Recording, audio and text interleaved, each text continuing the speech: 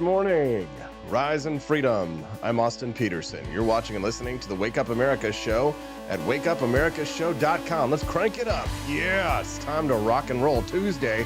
It's the last show before I take a quick little vacation to California. Yes. Don't be too disappointed. It'll be nice. We both get to take a few days off. You know, sometimes a little space is good. Absence makes the heart grow fonder. I will be back next Tuesday. Yes, I'm very excited. We're going to have a great show today with, of course, lots of great guests. Some regulars, you know, the familiar faces and friends that you're used to, with some new friends and faces today. Joining us at 7:30 a.m. Central Time, Vinnie Clubb of Missouri. Yes. You want to get in the club, you got to get with Vinnie. He's going to be joining us this morning at 7:30 a.m. Central Time. Oh, yeah. Vinnie Clubb's going to be joining us today to talk about the Supreme Court yesterday ruling that they do have the right to step in and stop Texas from protecting their borders from the immigrant crisis that they're suffering through. We're going to talk to Vinnie Clubb about that. It'll be a great show today. At 8 a.m. Central today, we're going to speak to you know who it is. Yes, Camellia Peterson. We are of no relation. We're going to talk to Camellia Peterson today about the story that I dropped in the rundown and I've already forgotten, but thank God I have it here with me. And they're doing woke remakes of The Wizard of Oz and It's a Wonderful Life. Good God. Yeah, we'll talk about that with Camellia. I'm sure she probably has a thing or two to say about the New Hampshire primary that's coming up. Trump versus Haley. Wait, where's the evil laugh button? It's going to be a romp. At least that's what Politico is reporting here. Monday polling update. Trump poised for New Hampshire romp. Yes, it's going to be a crush. That's right. The president's lead is increasing in two new polls out this morning. You know why? Because Austin's been telling you for months that as soon as Ron DeSantis drops out, that his supporters are going to go to Trump. I know that there's a lot of people who are perpetually online. I'm seeing this morning that a bunch of butthurt DeSantis supporters are all like, I can't unify with the people with the say the mean things and they do the mean things and things like that. And it's just like, you know, good God, you know, it reminds me so much of like why I really appreciate that I get to spend time, even though I live in the capital of Missouri and it's political.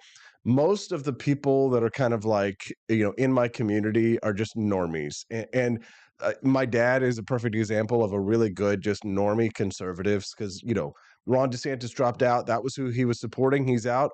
He's just like, you know what? All right, there you go. We're going to vote for Trump. And it's no butthurt. He's not whining. He's not crying about it. He's not posting tweets about how he disagrees specifically with all this kind of stuff. He's not perpetually online. He's got a life. Can we give it up for the normies in our lives? Not me. I'm not normal. But if I was normal, would you even watch this show? God, that would be boring. We watch the show because I'm a freaking weirdo, right? 8:30 a.m. Central Time, another weirdo on the show. No, actually, she's not weird. She's lovely. She's joining us for our very first time, her first time on the show. Gabrielle Clark. She filed the first federal lawsuit against woke indoctrination in education, and she is the creator of the program to stop transitioning in children called Affirming Reality, which should be great to hear. Looking forward to that. C.W. Hyatt says that the town of Dixville Notch, New Hampshire, just voted in the primary at midnight. I remember that they are the very first district there in New Hampshire to vote. It's a 64-year-old tradition in the town. All 6 votes went to Nikki Haley. What? No, God! Oh, my God. She's going to win, guys. She's going to win. No! Look out for Nikki Haley. She's got Judge Judy on her side. God, did you guys see? Judge Judy is out there and she's endorsing Nikki Haley. Oh, no. Oh, no. Look out. She's got Judge Judy. They're going to get us. Oh, no. C.W. Hyatt, but by the way, good morning, Mr. Hyatt says, or Mrs. Hyatt, I have no idea what gender you are. Some of the comments alluded to the town shifting with the winds. They don't appear to have any moral compass. I went to Dixville Notch in 2008 to knock doors for Congressman Ron Paul's presidential campaign. Yes, thank me. Thank me very much. Thank me. Thank me for my service. And I remember, yeah, it was a really, really weird place. It does kind of lean left of center up there. So, the funniest story that came out of the 2008 Ron Paul for President campaign was that me and my buddies, we traveled from New York City, where I was living at the time, to New Hampshire, and we're staying at this hotel, and it had a hot tub and a pool.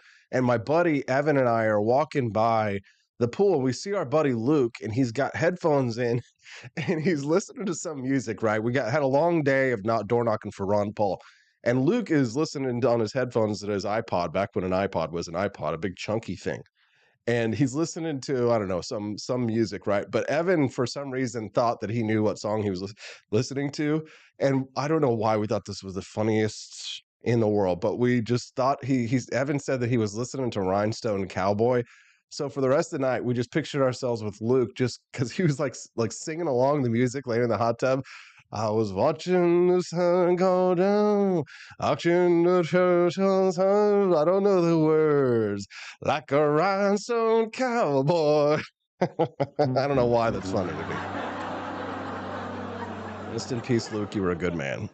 We've got a lot of great topics, of course, and guests, and of course, the best clips that you can get on the Wake Up America show, which is why you clicked like and subscribe already, didn't you? Kind of nasty out there this morning, but it wasn't as bad as it was yesterday. In St. Louis, a video clip went viral of and I got two different camera angles on this one, of a fire truck that skidded out. Now watch how close it gets to smashing into these houses. If you didn't see this viral video online, it's great. If you're listening to the audio version later, it's a close call by a fire truck almost smashing into houses. It skids out. Check this out. Oh, dang, dude. Look. It comes in and then boom, right, just moseys up. We'll do it one more time from this angle. Watch this. Look, oh, this was me yesterday trying to get to work. It did hit that car, it looks like. This morning was actually not quite as bad. Now here's the second angle, second POV on this one. Don't you just love that there's so many cameras everywhere that like we can see these kinds of things from a couple of different angles? No, you don't love that? Okay. Holy shit! Sorry for the language. Holy shit! Oh, you couldn't step out there and get the rest of it? Look at that. Ladies, why do you have to scream? Why is it so... Every time something happens, it's a scream. Somebody farts, scream. Somebody's flip-flop breaks, scream at the top of your lungs, right? Everything is screaming. Lady, is there something that you're conditioned into when you're children that like anything happens at all, literally, and you must scream at the top of your lungs? Please. Stop screaming. Scream when like major bad things happen. Okay, maybe this might elicit a scream, but like what's going to happen, right? The fire truck's not going to hurt you. Okay, you're safe and sound in your house until the kid breaks into your house and destroys everything. All right. Well, CNN spoke the truth for once. I couldn't believe that they allowed this on the air yesterday. Take a listen to this. Several months that really explain what we just heard. Right. How so? So there's I think two things that are really important to remember. Number one, most people feel worse off today than they did when Joe Biden took office, and most people feel worse off today than they did when Joe Biden took office. Sorry, it's a little quiet. People say that they felt That's not my fault. Donald Trump, and that's on both sides of the aisle. And so that's number one that he has going for him. Both sides of the aisle.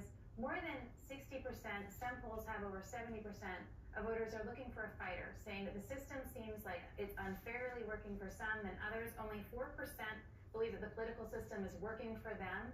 And so they're looking for a fighter. Donald Trump represents to them a fighter, and no one else does. And so on both sides of the aisle, people are looking for a fighter to change the system. People are dissatisfied with the current political context, and both sides, left and right, see Donald Trump as a fighter who might be willing to shake up the system. That's significant. So when you see these people who are feeling like things are worse, they feel like the system's not working for them, they're feeling like they're getting left behind, they feel like they're being judged, that top down to Donald Trump is the one for them. And it shouldn't be surprising to anyone. The other thing that I think is fascinating is if you look at Biden and Trump voters from 2020, only 79% of voters that voted for Joe Biden in 2020 are likely to vote for him again, while 90% of Trump voters are likely to vote for him again. And 5% of Joe Biden voters are more likely to vote for Donald Trump today. So wow, 5% of Joe Biden voters more likely to vote for Donald Trump today. 90% of people who voted for Donald Trump in the last election will go vote for him in this election. There's an enthusiasm gap there for the Democrats. Now, do they have time to make it up? Yes, they do between now and November.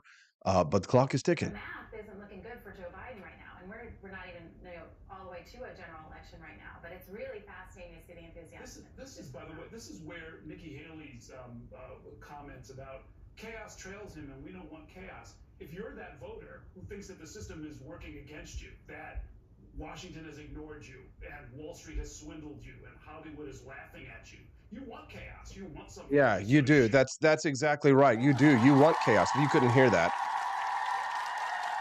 Right, Nikki Haley is out there saying chaos follows him around, right? I mean, if you're like there are a lot of voters who have ginormous sticks up their ass, okay? And they're the people who want to keep things the same, right? These are the people who have already got, their investments have already matured, their 401ks have hit, their maturity, they're comfortable in life. They don't want things to change. They don't want somebody to come in and shake up the political system. They don't want anything to change. They're voting. It's like Judge Judy, right? Why is Judge Judy supporting Nikki Haley? Because she's a stern, stick up her ass authoritarian, okay? And you can like Judge Judy all you like for how she talks to people in her courtroom. And I know you like TV Woman Good, right? But she is not the type of person who wants anything to change. She doesn't want things to change because the political system has benefited people like Judge Judy, right? Someone who's been a judge, someone who's been in a position of authority. This is a person who does not want change. Now, if you're the person in my town, and I've seen a bunch of you too on the live stream talking about how much extra you got in your paychecks from the Donald Trump tax cuts. For those of you who listened to my John Burke interview yesterday, I talked about the same thing, right? Will the economy be better under Donald Trump? And he said expressly, yes, he does believe that it would, right? For people like Judge Judy, they don't want things to change. They want the political system to stay the same. They want the economic system to stay the same because anything that would shake it up, such as it is right now, puts them in peril. It puts them in jeopardy, right? In their cushy positions in life.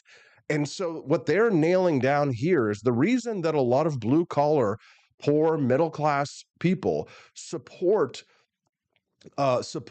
Donald Trump because they need change in this political and economic system. They need somebody to come in and to shake things up. I'm curious to hear your thoughts on it. Don't forget, you can always text the show at 573-319-1586. Again, the text lines are open at 573-319-1586. It's going to be a great show today. We've got Vinnie Clubb joining us at 7:30 a.m. Central Time. Trump back in fine form again on the insult train in New Hampshire. If we're at 28 or anywhere near it, and we're at 50% with Hispanic, and the poll shows we're higher, just cancel the election. Just say Trump wins automatically, because that's a whole... Now they're going to say, see, now when I say that, we have fun, we're laughing and kidding, but when I say that, he's a fascist. He announced tonight he wants to cancel the election. It's a joke.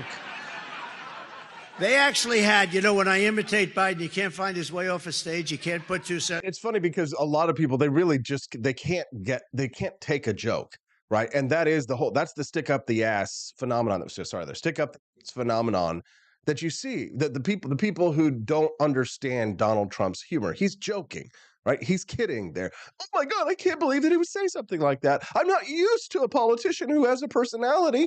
I need someone who's like me, a robot who does things in automatically, non-player character, NPC, give me the programming, CNN. Sentences together, right? Can't put two sentences together. Here's a teleprompter. He doesn't know where the hell the teleprompter's there. Oh, Barney Styles is here. What's up, Barney? I've been looking for you. I sent you an email. I don't know if you got it, but just an FYI, and this is a real quick plug for all of you out there who might be interested in making a little extra scratch. How about that? No, let's not talk about the Joe Biden economy or Bidenomics or the Trump economy or Trumponomics. Let's talk about APnomics. How would you guys like to make a little extra cash and spread the ideas of liberty? Huh? I think you guys like that. Barney, I sent you an email. Maybe you missed it. Maybe it went to your spam folder. But I increased the percentage of your commissions for sales that you make at apforlibertyshop.com. So if you're interested in helping me to spread the ideas of liberty and making some cash, you can sign up at apforlibertyshop.com as an influencer. The link right now is broken, but I'm going to fix it on the commercial break, just an FYI. You can sign up to be an influencer. You'll see the button there. Again, I will fix it during the commercial. But I have increased the amount of payouts for influencers who sign up, and you get an affiliate code and a URL that you can use. Right now, we're selling a lot of Javier Milei hoodies on the site, and the commissions for those are really high. So I've increased, Barney, your percentage of what you can make at the shop when you make sales. So everybody is going to now start making higher commissions if you're a part of the influencer program, just FYI. When I go to the next commercial break to get Vinnie Clubb, I will fix that link for you so you guys can sign up at apforlibertyshop.com. And Barney, there you go, buddy.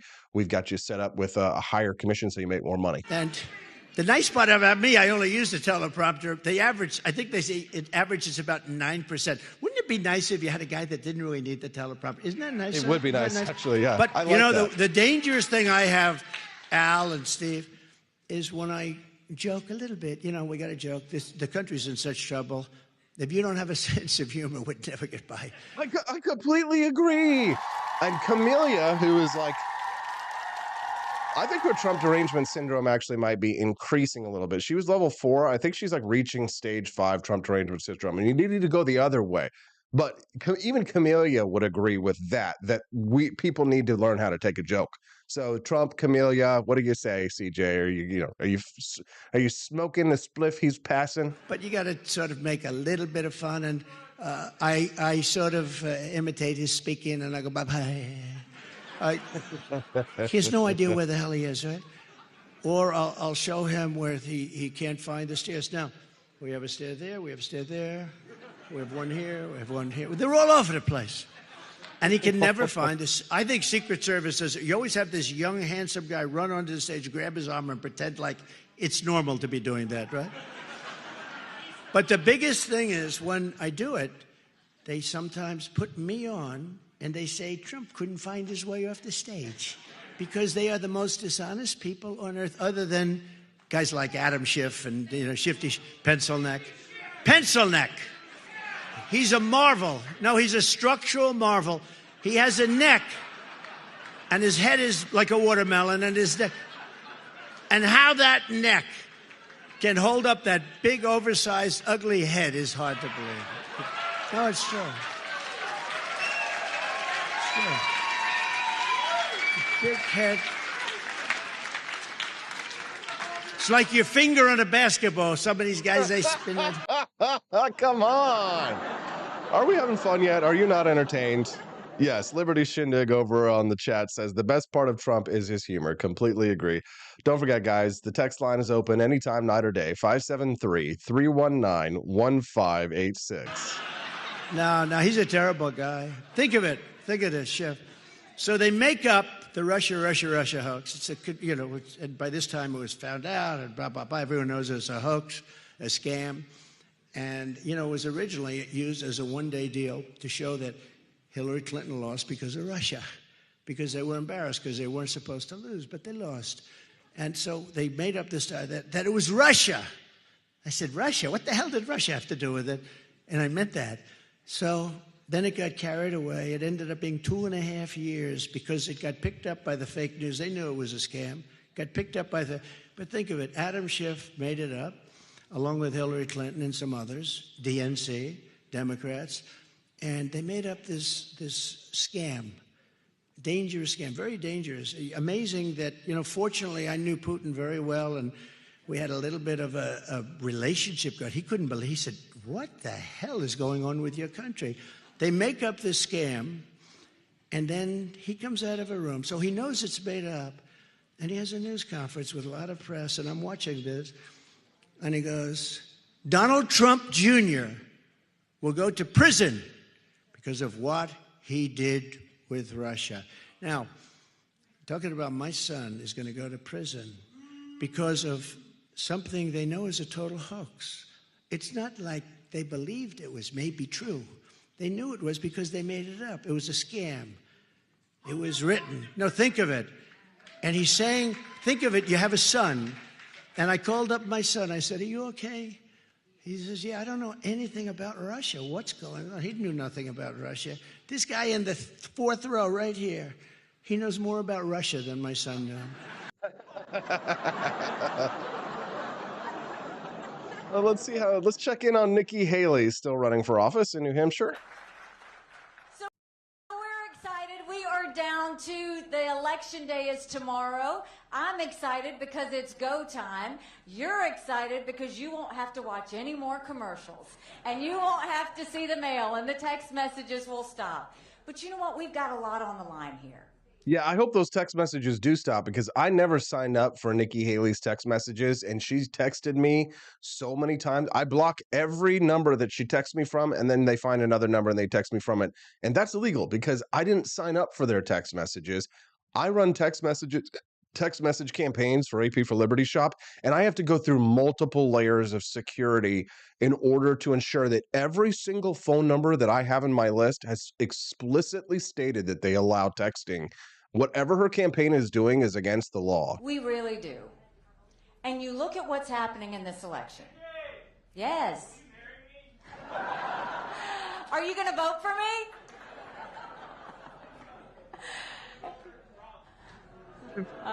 He's gonna vote for Trump. Will you marry me? So she's like, "Are you gonna vote for me? I'm gonna vote for Trump." Get out of here. Get out of here. Oh, it's so good. Come on, guys. Where would you be without the Wake Up America show in the morning to make you laugh, make you smile, keep you informed about what's going on in the world? Can I ask you a favor? Click that like button on the channel. Smash that like button. Slice it with the master sword of power. Today is Legend of Zelda themed. Anyway, have you guys been enjoying the video game themes that I've been making for the show? I worked so hard. Somebody the other night was like, who makes those? I make those, and I work really hard on them. So reward me. It's not like labor theory of value where something is valuable just because you hard work. But let's be honest. Those video game intros for the Rumble show are beautiful. You know it. Big, beautiful Rumble intros. Click like and subscribe to the channel if it's your first time here watching the show today. We'd be glad to have you come back and join us every Monday through Friday from 7 to 9 a.m. Central Time on the Wake Up America show. The Wake Up America show. Wake Up America show. Donald Trump confirming who gave him the idea to ban central bank digital currencies. You know who it be. And this I do for Vivek because he's very big into it. I happen to agree with him, but he said, could you mention this? I will never. She said, I love Vivek. I love him too now. I didn't love him when he was running, but I like him now. It's amazing the way you can like somebody when you win, right? Bro, he's feeling good right now. But Vivek is great. He's really great. But he wanted this, and I'll give him full credit for it. It's very important, actually. I will never allow the creation of a central bank digital currency. And this I do for Vivek. This he does for Vivek. Vivek Ramaswamy showing libertarians how it's done. Oh, gosh. Here it is. It's 7:25 a.m. I've got to run. Oh, darn it. I am excited, though, to talk to a Vinnie Clubb who's going to be joining us here in just a moment. Every 5 minutes, I'm thinking about, I'm so excited about being a dad. I'm going to be a dad here in like just 6 months from now. I will be gone. I know you guys are going to be disappointed. I will be out tomorrow through next Monday, and I will be back next Tuesday. Because, when you're going to have a baby, you got to go take your wife to go see the in-laws, before you go to, before you get into a situation where she can't really get on an airplane anymore. Because we're out of the first trimester. We're in the second trimester. Then the third trimester, there's not going to be any plane travel. So we're going to go spend a few days out in California, maybe see the redwood forests if we can. Just have a little vacation time so that we can be together as a family before, a little baby comes. So we're going to go get Vinnie Clubb. But before I do, don't forget that this podcast is brought to you in part by quickrxstore.com. That's quickrxstore.com. And they are paying us to keep the lights on over here. So why don't you support the sponsors who support the Wake Up America show and the entertainment you love Get 10% off of your hydroxychloroquine, ivermectin, and your amoxicillin prescriptions, and many, many more at quickrxstore.com. If you use code SAVE10, you'll save 10%, and you will let them know that, hey, I bought this from Austin Peterson. So they'll continue to sponsor us so we can continue to keep the lights on over here. We'll be back with Vinnie Clubb to talk about Supreme Court weighing in, conservatives siding against Texas on the immigration issue, when we get back on the Wake Up America show at wakeupAmericaShow.com. As we continually talk about health and things that can help us out in many different ways, we get many questions about ivermectin, where to get it, and we're constantly sending out links. And we thought, you know what? We just work together with Quick RX Store and see if we can get that link with the discount. So sure enough, they have a huge selection at the description box below. It has quickrxstore.com. That's quickrxstore.com. Click in the description box below and put SAVE10, SAVE10 in the coupon code, and you get 10% off your order. So they have a huge selection of different things. Quality assurance, you can save really big.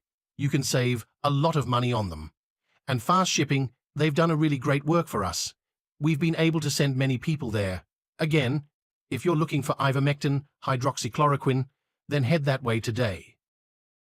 Snow Goose Lodge in Jamestown, Kansas, your home away from home. Choose the comfort and privacy of our individual rooms, each equipped with its very own locking door and en-suite facilities. Or bring the whole family and make memories in our communal space. Snuggle up on our plush recliners or share a meal around the dining table that comfortably seats 8. Our kitchen is armed with everything you need, from a microwave to a full-size fridge. For a bird's eye view, book the Eagle's Nest. Enjoy the privacy, storage space, and its very own toilet and shower. For just $450 a night, reserve the entire lodge. Perfect for reunions or retreats, accommodating up to 8 guests. And remember, Snow Goose Lodge is a haven for kids and dogs alike. So bring the whole family. Book your stay now and get 20% off your first booking using the code WAKEUP.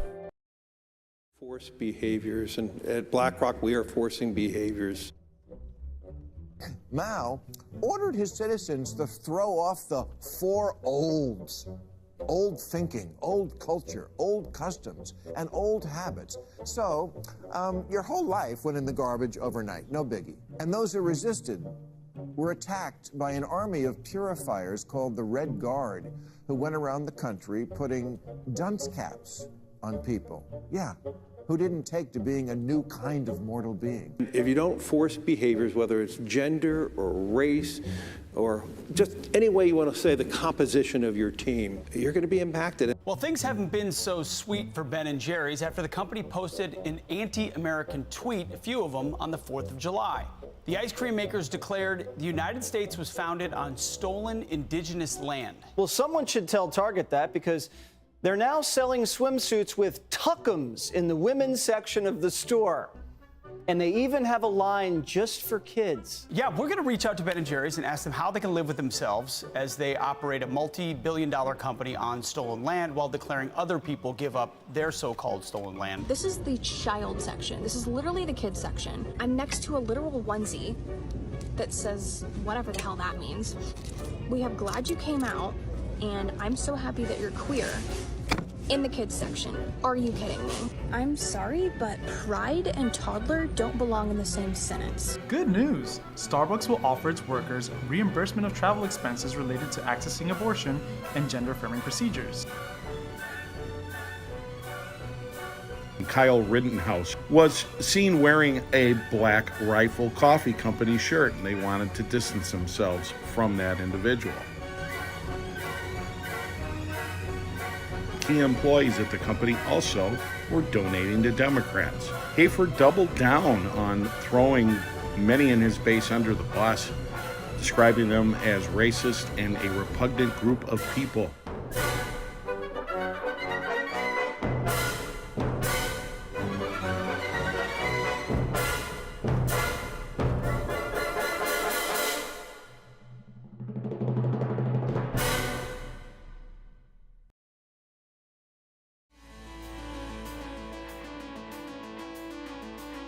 Good morning.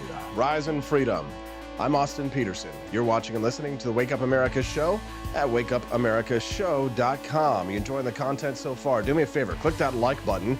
If it's your first time here today, subscribe to the channel. The Wake Up America show streams live every Monday through Friday from 7 to 9 a.m. Central Time. So make sure that you set a calendar appointment. Join us for 2 hours of fun and freedom. 2 hours of fun and freedom to start your day, totally free. I mean, come on. Liking and subscribing, small price to pay.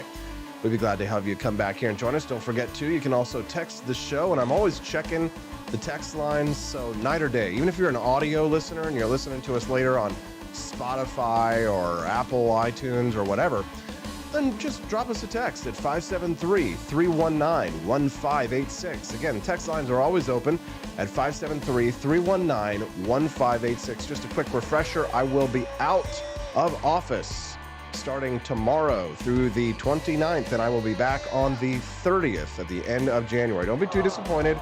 You know I got a baby on the way, so we're going to go visit our relatives out in California. Should be a good time. All right, well, let's get back to the news. Joe Biden's administration clamps down. No, not on immigration, clamps down on Texas, trying to enforce their borders. The Supreme Court weighs in on the issue and says, yeah, the federal government can prevent Texas from policing their own borders. And yes, some conservative justices played along.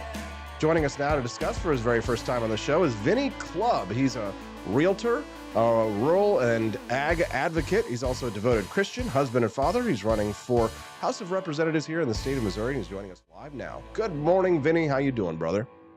Good morning, sir. Thank you for having me, and congratulations. Obviously, parenthood is going to be one of the greatest things you experience in life. Yeah. Thank you, Vinnie.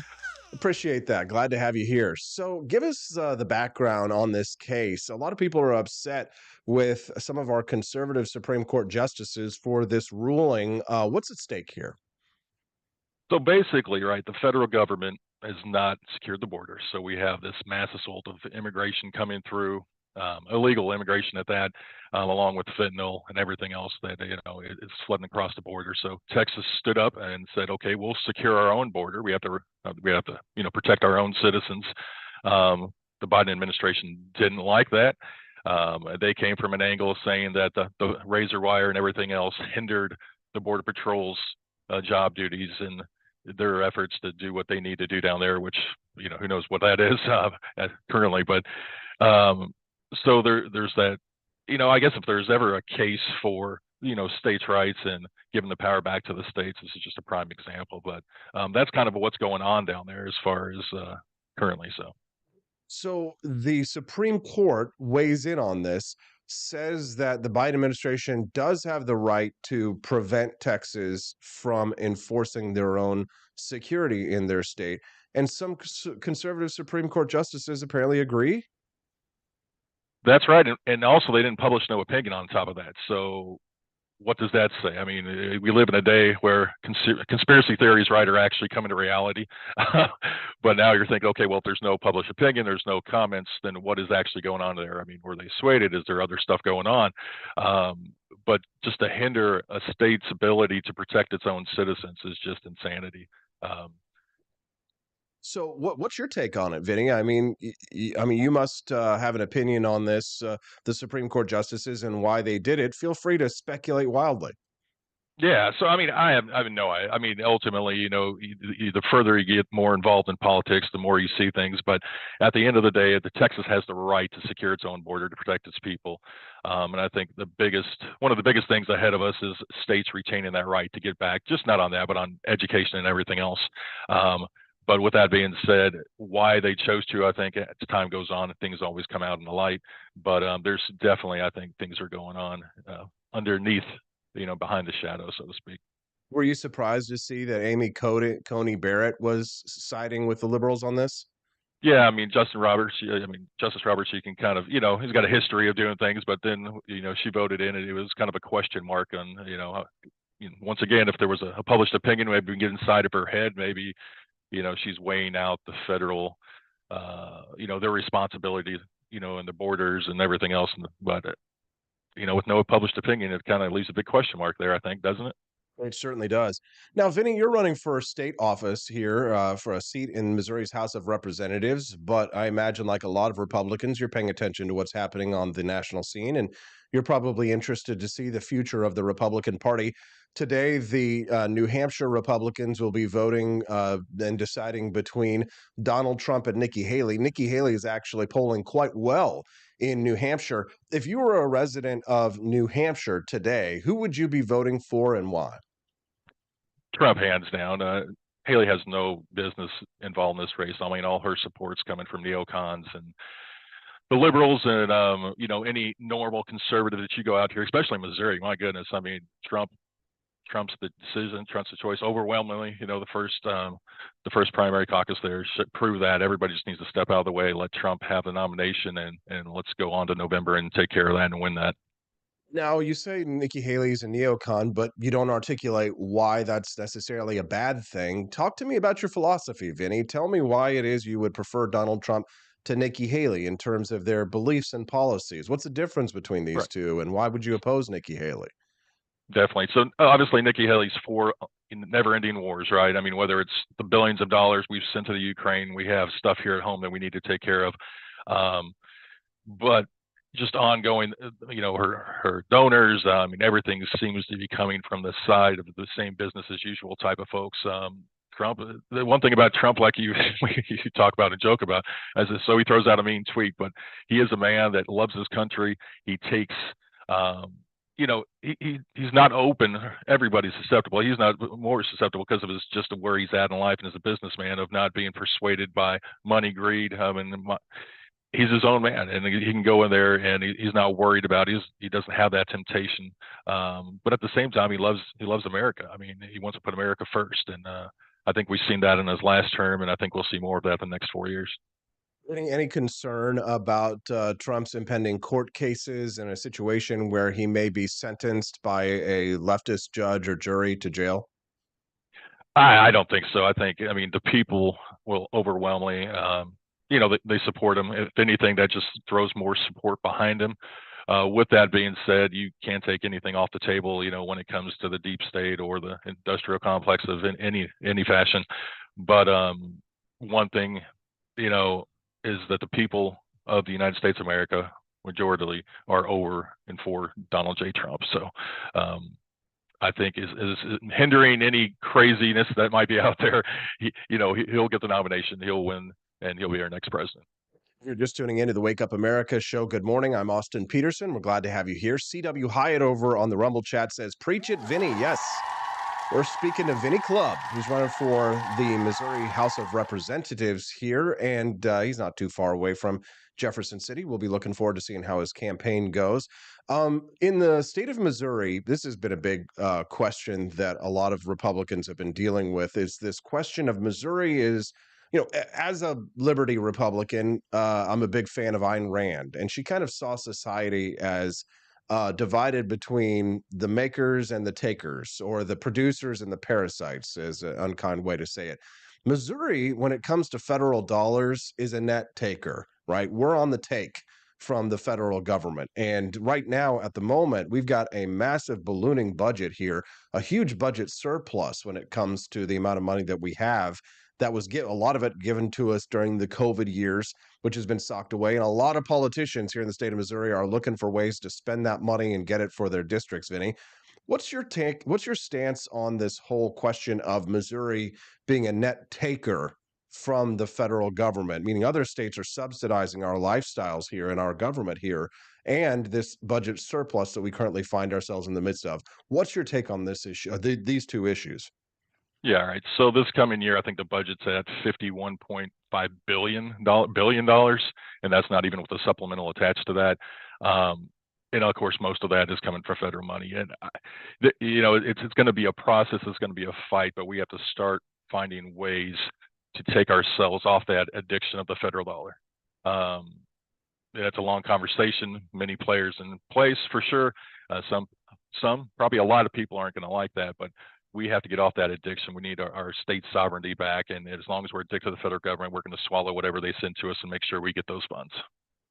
For sure. Now, getting ourselves off of the federal welfare dole to a certain extent is a conversation. It's a long conversation, but I mean, you must have at least a few ideas.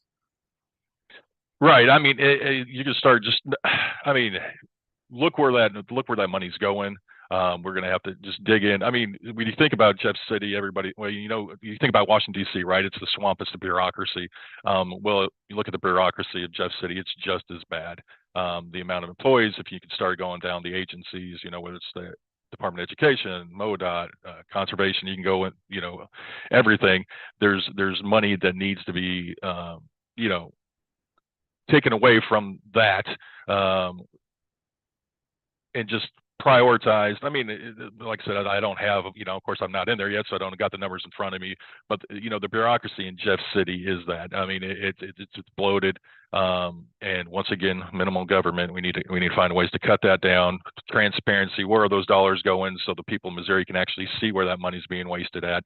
And then obviously we can make those changes that are needed. So, Vinny, here in the state of Missouri, we've got a gas tax increase that was passed about a couple of years ago. And it's kind of a graduated scale. It just gets larger and larger as time goes by. They did say, oh, they passed it with a refund. Would you have voted for that increase of a gas tax here in the state of Missouri? I think it needed to go to the vote of the people and let the people decide. At the end of the day, I mean, we're the ones doing it. I mean, if a refund does not meet the criteria, right, the people needed to vote on it overwhelmingly. I could see into that point. I mean, I can see the reason for it, but as we look back now, it's not even being used for that, right? So once again, just another bureaucracy attempt to take our tax dollars and do whatever they want to with it. One bill that a lot of my friends here in Missouri, people like Mary Kramer and others, they come to the Capitol for every year and try and pass is the idea of legalizing gold and silver to be able to be paid as debts here in the state of Missouri. So, you know, essentially making it a currency. How do you feel about precious metals and operating those in the marketplace in Missouri?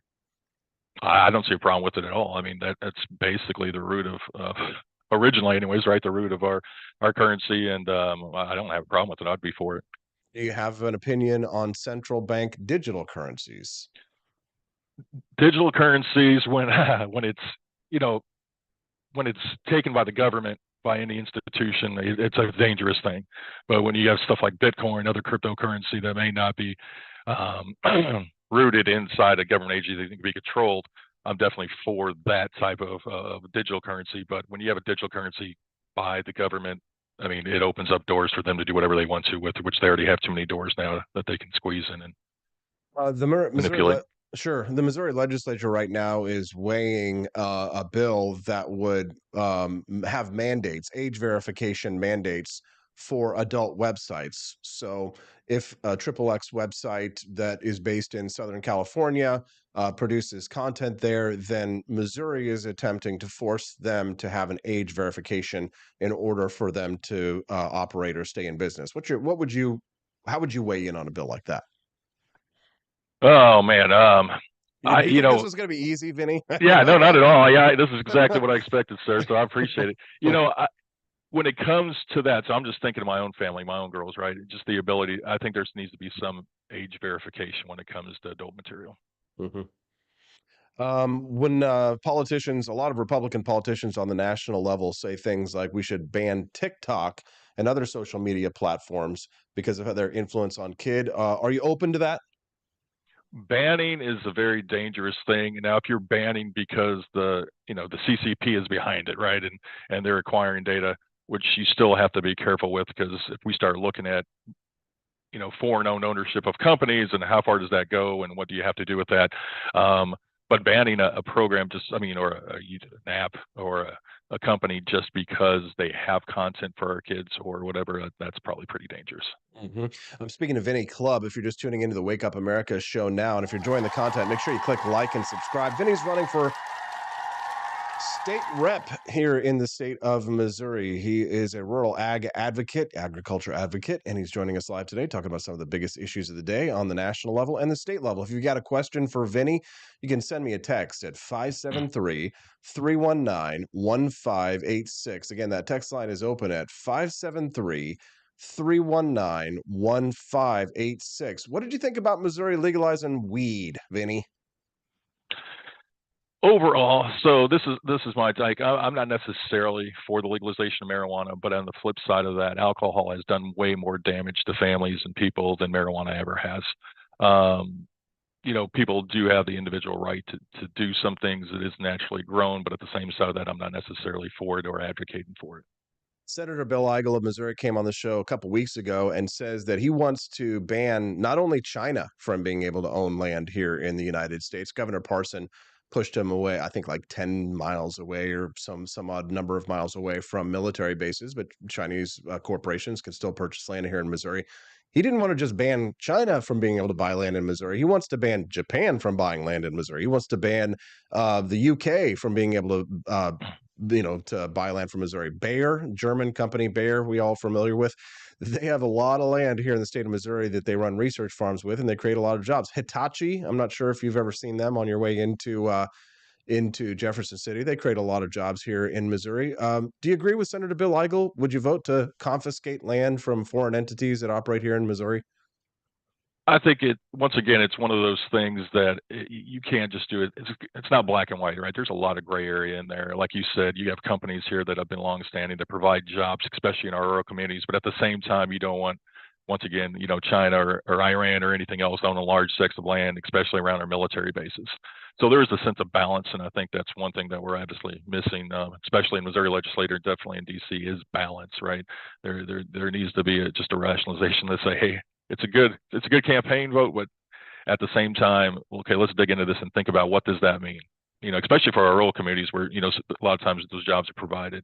But once again, China does not need to own any of our farmland to some degree, or Bill Gates or anybody else that's out there that's buying it up. So Bill Gates is an American citizen, so that Yeah. in some sense, American citizens have rights too, have the rights that the Constitution protects. But if the Chinese property is 11 miles away from the military base versus 10 miles away, what's the substantive difference? Are we thinking that the Chinese spy doesn't have the capability to travel that extra mile there? I mean, I'm not stupid, Vinny, but I feel like politicians try and treat me like I am. Yeah, I don't know what the 10 mile was. I mean, I'm not in the governor's office if there's some legal, parameter there. But at the end of the day, you're right. I mean, what's that extra mile, right? And yeah, I mean, are they going to start buying just around that 10-mile perimeter? That doesn't make no sense to me. But once again, I don't have all the facts of things. But common sense. Their spy powers are limited. Once they get to that 11th mile, they can. They just lose. Yeah, the frequency. It only goes out. Goes out 10 miles. I guess. And on the Bill Gates thing, I didn't mean anything like he couldn't own ownership land, because he's got every right to do that by all means. But I think we just got to be mindful of how that's being bought. Certainly. Vinny, is there anything else that you'd like to share or plug with our listeners before we let you go today? Yeah, the social media, you can find me at Club 4, the number 4 Missouri, most of all the platforms. And I'm just fighting to preserve our rural way of life here in Missouri. There's not only the global nationalist aspect, left, right, far conservative, far liberal, but you also have that urban-rural divide, and we're losing more of our rural voice as population centers grow, rural areas close down, and I'm just there to help preserve our rural way of life. I want my 2 girls to grow up, in a rural Missouri. I don't want them to have to leave Wayne County in order to fulfill the American dream. So I'll be able to Jeff City to drain the bureaucracy, stand up for our First and Second Amendment rights, defending the unborn. You can go down the lottery list. But at the end of the day of that, the thing that drives me most is my faith in Christ. I know a lot of people will add that as a check mark, but once again, does lifestyle matters. Is your life portraying what you actually say you believe? But my faith in Christ is basically bleeds out in every aspect, just with my family life, involvement in community. When I go to the grocery store, how I'll, create policy, how I'll help policy, how I'll vote. And I'm not going to be perfect by any stretch of the imagination, but I know people like yourself will call me out when I need to be called out and have that discussion. So once again, I do thank you though for the opportunity today to be on here for sure. Yeah, absolutely. You're welcome, Vinny. We appreciate you. You did a great job answering all our questions. And we've got a great clip now. If you ever have a dalliance with an intern, they'll clip what you just said there. Awesome. Run into the campaign ads against you. For all of our audio listeners later who won't be able to see the spelling of his last name on the screen, that's Club for Missouri with 2 B's, double B, Clubb. Thank you, Vinny, very much. We appreciate you. Thank you, and we hope you'll make Missouri great again. Have a wonderful day. You bet. Fight for it. There you go. What do you think of Vinnie Clubb, guys? Send us a text. Yes.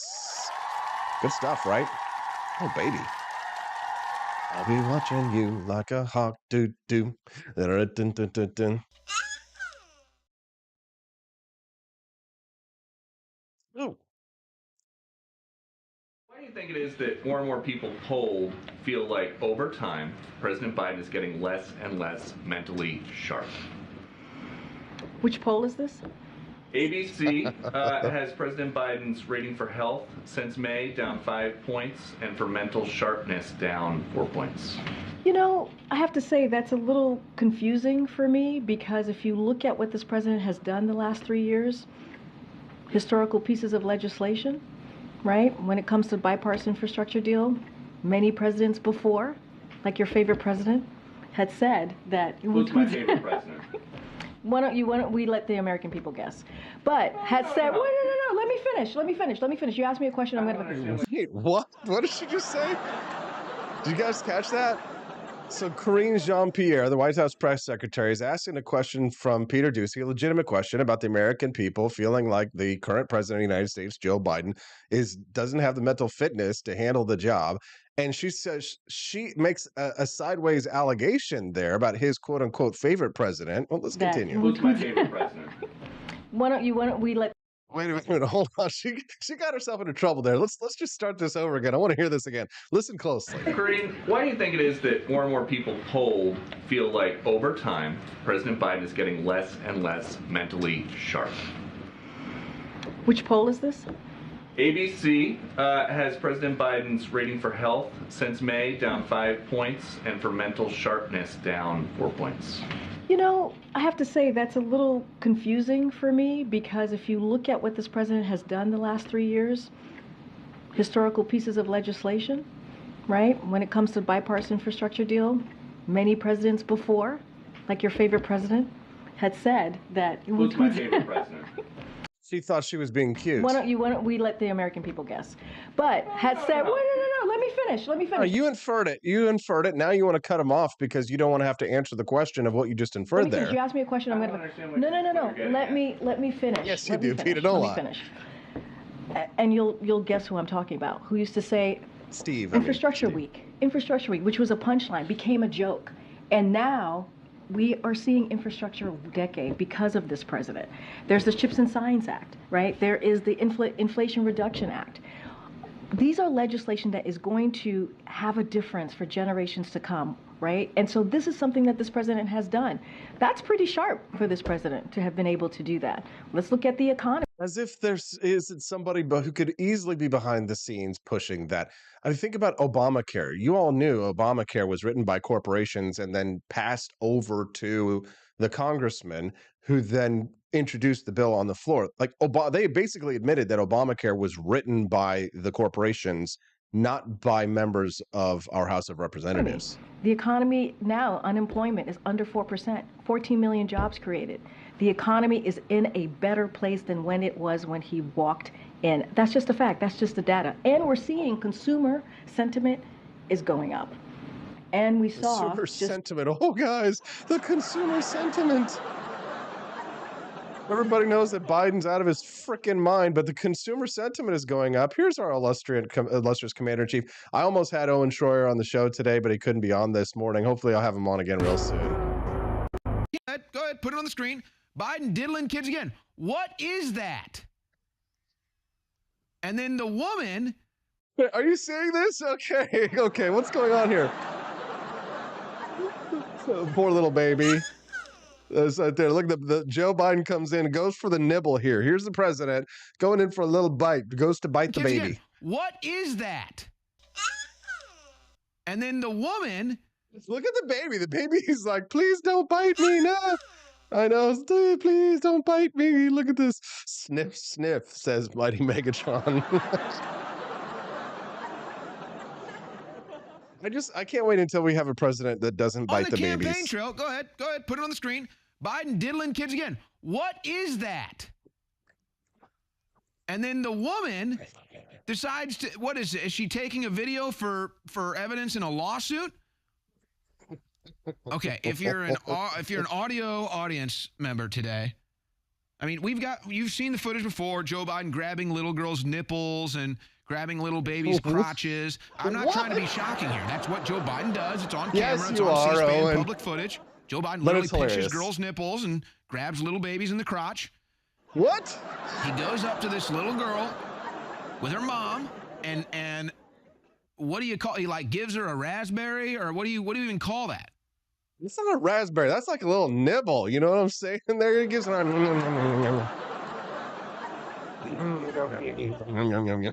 Thank you, by the way, to Stephanie, my lovely pregnant wife, who gave me that video yesterday. We appreciate you, Stephanie. We love you. Glad to have you. River Camelia's like, this mama would be pushing him away. Yes, I would hope so. I would hope so. Speaking of that mama, Camellia Peterson joining us next. They're doing woke remakes of classic films. Wizard of Oz, It's a Wonderful Life. It's a Wonderful Life. Oh, oh, oh. Okay, that's a wrong song. Oh, yeah. All right, Camellia Peterson when we get back on the Wake Up America show at wakeupamericashow.com.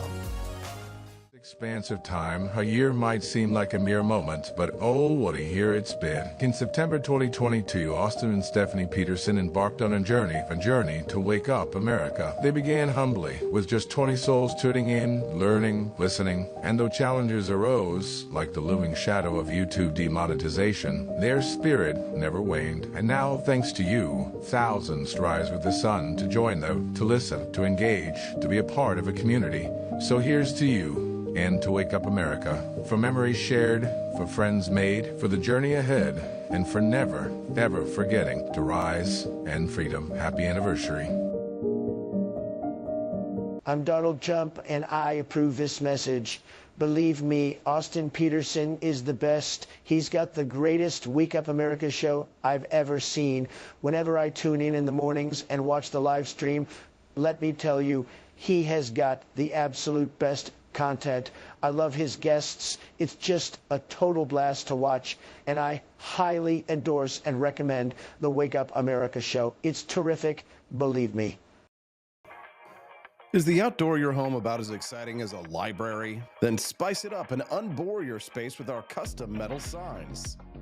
Crafted with love and a bit of libertarian magic, you can customize your own metal sign at ap4libertyshop.com. So head to ap4libertyshop.com, customize your own metal sign today.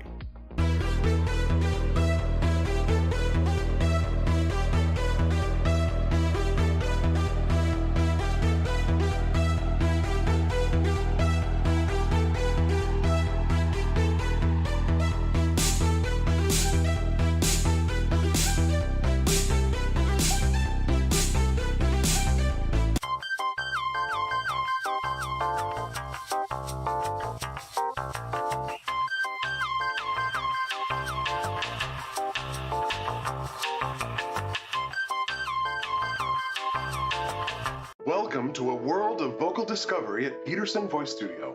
I'm Justin Peterson, here to guide your musical journey. Envision a place where your voice reaches new heights, where every note tells a story. We embrace all singers, from the enthusiastic shower vocalists to aspiring stars, ensuring each voice finds its unique rhythm and tone. Are you ready to elevate your voice? Visit petersonvoicestudio.com and sign up for remote lessons tailored just for you. Let's begin this melodious journey together.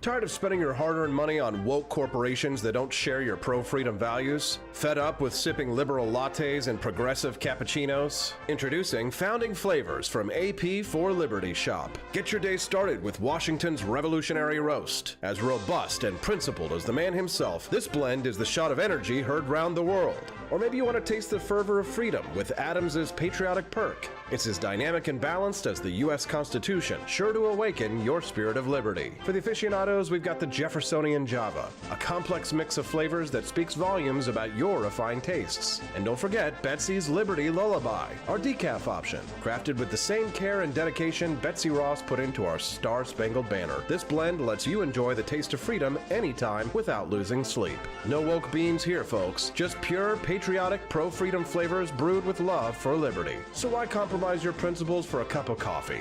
Stand up for your values, perk up your patriotism, and start your day the American way. Get your founding flavors at apforlibertyshop.com.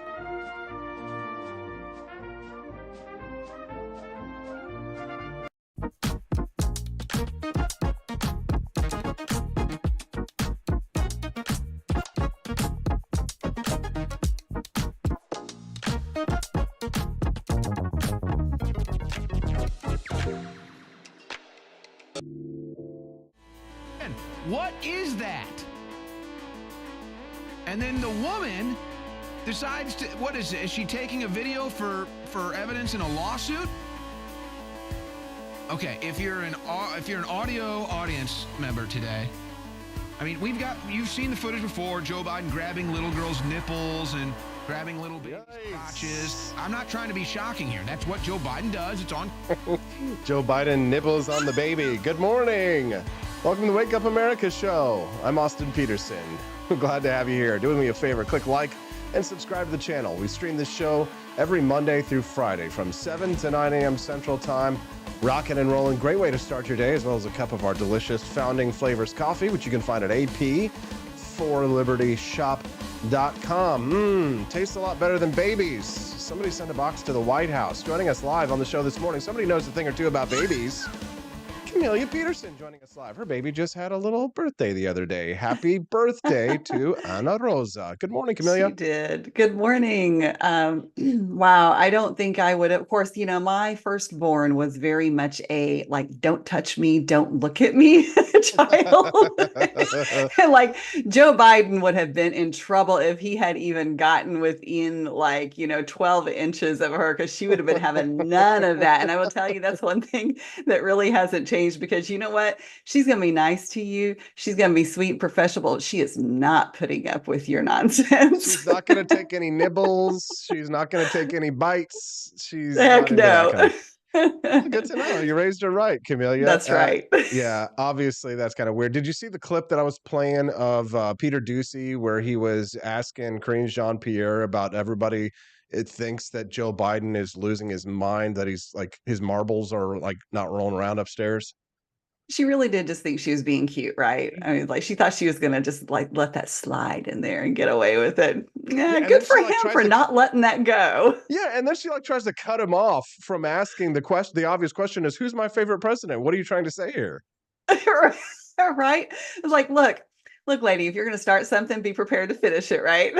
Yeah, for sure. I mean, listen, the New Hampshire primary is happening today, and we all know it's a foregone conclusion of who's going to win here. But I mean, and I know that, you've been suffering for a long time, not from COVID-19, but from an associated illness, Trump derangement syndrome. But I mean, are you kind of, watching the president this morning, former president, Donald Trump, making jokes about how they need to cancel the election and then admitting it's a joke and talking about how people can't take a joke? You agreed with President Trump on that more people need to be able to take a joke? For sure. Here's the difference, though. Trump talking in that clip and talking in that way is different than Trump for the last 2 years, honestly, at least, because when he is on the defensive, he's really not funny.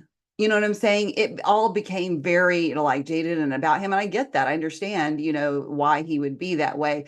But, that when everything is just negative all the time and personal, and there's not a funny edge to it. And, there's balance in everything. I think he takes the personal stuff a little too far.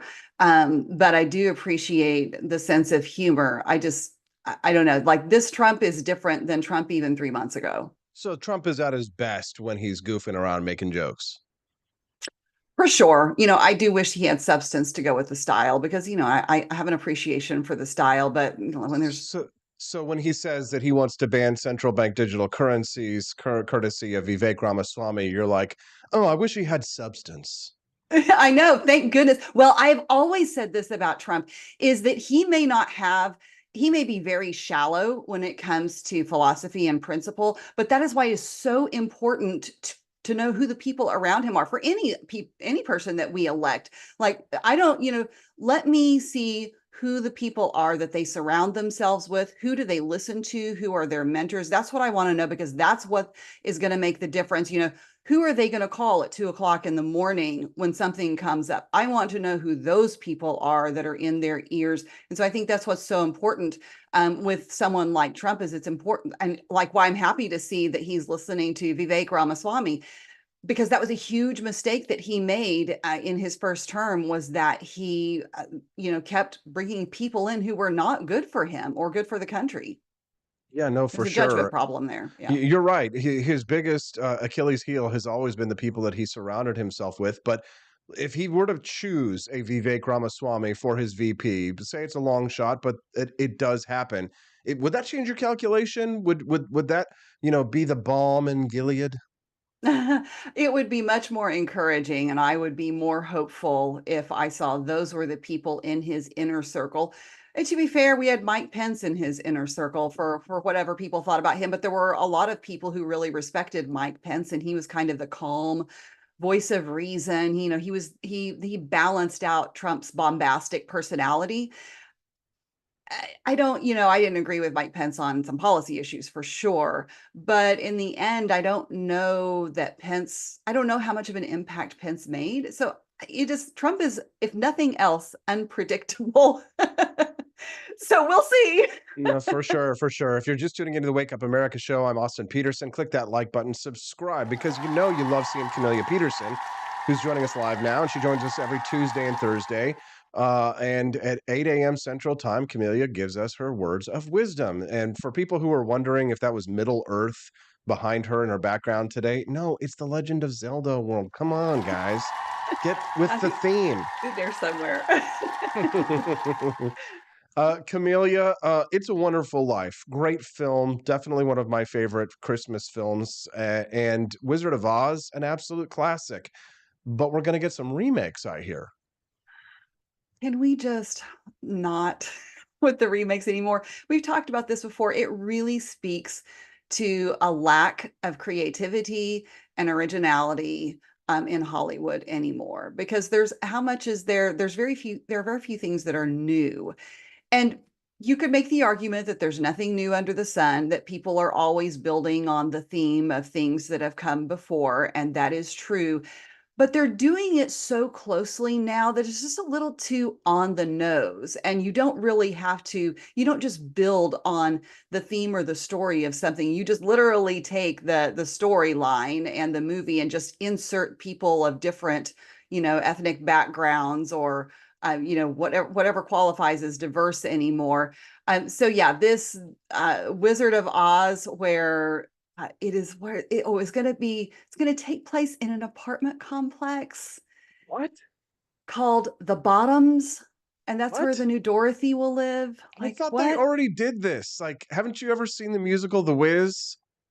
Come No. on, ease on. What? Really? Are you No. serious? You haven't seen The No. Wiz? I'm surprised at you. I know you're not into pop culture and stuff, but I mean, The Wiz, it's a musical. I don't Really? think I have. Pretty With Michael sure. Jackson as the Scarecrow, and No, I Don't haven't. you carry nothing that might drag you down. Come on, ease on down the road. Yeah, they already did the diversity version of The Wizard of Oz. I don't know why they feel like they need to do another one. What about It's a Wonderful Life? What's the plan with that one? Well, he didn't. Basically, they're going to take the same plot, the same story, and just put somebody in there. This producer wants it to be Jimmy Stewart's character wants them to be portrayed by an actor who has black or brown skin. I'm not sure what qualifies as that anymore, because we recently heard people saying that they were being persecuted for being brown, but I really thought that they were white. So, I mean, like, I don't know, what does that mean anymore? So again, it's just that lack of originality, and you just take somebody because you think that Black people need to have this story and to be able to own that story originally, I guess, and tell it from that perspective. So, this guy, this Barris, he's done some other things, but one of the movies that he made, I guess I didn't even know that this was a thing, and I guess it came out this last year, was he did a remake of White Men Can't Jump. And the And remake is it White Man Can Jump this time. I know, right? I don't know. But I mean, I went and looked to see, apparently it wasn't really well received. I think Rotten Tomatoes, it had like 26%, yeah, like 4.5 out of 10. And I think that you know, a critic with Roger Ebert came out and he called it as unimaginative as it is corny, as dull as it is cheap, and as unfulfilling as any cash grab for a well-known property could be. And I thought that really sums it up. Is all of these things are just an attempt at a cash grab for things that we have been beaten to death already and that we're already familiar with. What's funny too is that this, on a kind of semi-serious note on this, is that we do see videos sometimes where there was this one, it was a couple of years ago, where students were at a college and they were told they needed to leave this room because this is a place for minorities only. It's like a minority space, and like their white presence was not welcome. And they were talking about like culture, and they're like, white people don't have culture. White people don't have culture. But it's like, these are examples. It's a Wonderful Life, Wizard of Oz. I mean, these are examples of white culture, and that's why they feel the need to all over it, isn't it? Yeah, well, we are just, we just can't help, I guess, but go from one extreme to the other. And so now we are going to just celebrate, reverse racism. Well, it's not reverse racism, it's just racism. Yeah. Do you agree with me, Camellia, that diversity is just code for anti-white? I mean, essentially, yes. In the context of today's culture, that's what it's come to mean. I don't think anybody could deny that. If you're just tuning into the Wake Up America show, good morning. I'm Austin Peterson, not related to my guest, Camellia Peterson, is joining us live. Like and subscribe to the channel. Come back and join us 5 days a week. Trying to remember, somebody literally in real life just the other day asked me if we were cousins or related or something. All the time, happens all the time. The only thing more common than that is people misspelling my last name. You are an S-O-N and I am an S-E-N. Javier Milei said specifically that we as libertarians should engage in the culture wars. Do you agree with him? I do agree, because I think that I guess where I quibble sometimes with the American approach to it is how we do it. But I do agree that we need to, because we've seen the effects of that in companies reversing course on the DIE issues, on the ESG, and even we're seeing some progress in this push to trans all the kids. So I think that and like we saw with the Bud Light moment, like that's going to be a historical phrase that we will say probably for a very long time. Are you going to have your Bud Light moment? That's a big deal, right? So that shows what a big impact that made, and that when people are outraged enough by corporations who are not marketing to their customer, that's how the free market works. That's capitalism. And so I think we are seeing that the part that I think happens a lot of times on the right in this culture war that I don't like is the tendency to go too far. For when you're talking about banning books with CRT, critical race theory, but then you go so far as to start taking out books that are just fine, really, and they have a lot of historical value, but because you expand this definition and you're so hyper vigilant about everything, that you're all of a sudden removing books from schools that should stay there, and in the name of taking CRT out of schools, which is why I think banning things, when you talked to Vinnie about that earlier, that's the downside. That's the risk with banning things, without a clear line as far as what is appropriate for children. So the tendency to go too far, and then that actually gives the left ammunition to say, look at you guys, you are racist, you are all of these things that we've been accusing you of. Do you agree with Vinnie Clubb that it's appropriate for the Missouri legislature to impose mandatory restrictions on websites that offer adult content? So I was fascinated by the way that you brought that up. I was curious how you even knew about that, because I just saw that bill pop up here just a few days ago, and it was because I was looking, at something from the specific legislator So who the reason filed I it. knew that, Camellia, is the same reason every time you send me a meme or a reel, I've probably already seen it 9 Already times seen out it. of I 10. know. It's Because true. unfortunately, I'm a nerd and I live perpetually online, right? But it's like I think Vinny is right that we we have to be careful about banning things. And I think that question, though, about how we regulate what children see online is difficult for a lot of people, because that's the line, right? The line is protecting children. And so when it comes to the internet, that gets a lot trickier, because then the question is, like, you want to protect children. And if parents aren't going to do that, like that is kind of part of the role of government, that if parents are not going to protect the life and health of children, then somebody needs to step in and do that. So what do you do when it comes to the internet? Because the problem with the internet is that the only way to mandate those age limits is to then give up that child's personal information for somebody else to store. And then eventually, we all know what happens. It leaks eventually. People have access to it. And so it is that, I think, gets into murky water for a lot of people, and they don't really know what the best thing to do. And ultimately, when it comes, you have to weigh the trade-offs, right? And I think it's much riskier that we give we turn over that information about our children to a third party. And like, it's bad enough that we give it to the government, but to turn it over to third parties, I think, is even riskier. And so the onus is on the parents. We have to be a whole lot more vigilant and a whole lot more responsible with knowing, what our kids are into. Like And there it's was not some easy. Yeah, I like what somebody said the other day that I think it was some Moms for Liberty group that was talking about like the material that they find appropriate in schools. Why is it that schools will implement filters on content that comes from the internet, but they allow that same content if it's in a periodical that's placed in the library? Do you think that there's a substantive difference there, or do you think they're just being hypocrites? No, but I think there is this idea in our minds still that, reading is good. All things books is good, right? So we have this idea that books are good and like the internet is bad. So I just think it's that mindset that we haven't, broken out of yet. I don't know what it takes to do that. I think because on the internet, you could definitely make the argument that it's all of the bad things are much more easily accessible on the internet. And that for sure is true. You don't have to get up and go somewhere and get a book off of a shelf in a store or a library or whatnot. Yeah, no, it's true. And I'll tell you this, I remember being a little kid and before the internet was invented and everywhere, I remember going to libraries that didn't even have a computer in them.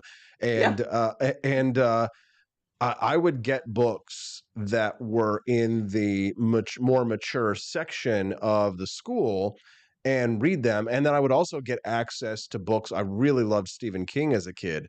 And a lot of that stuff was very graphic, but that actually kind of helped to spur my love for reading. I mean, I Right. wonder. I'm not advocating for these things to be available to kids in certain ways, but like Lady Chatterley's Lover, right? Does this need to be available to kids in elementary school? Probably not. But I will Right. say that I do think there is something different about reading versus the internet, actually getting a physical book in your hand. Like if a kid wants to read Stephen King's It, there are some graphic sex scenes in there. But if a 14-year-old kid wants to read 1,000-page book, I mean, he's probably not just reading it just for that scene where the kids are all like messing around with each other. He's probably reading it because he's fascinated with reading. There's kind of like there is a gray area here, wouldn't you agree? Well, and there's the visual aspect. If it's on the internet, everything is illustrated, it's video, it's that visual content. Whereas with a book, you have to use your imagination.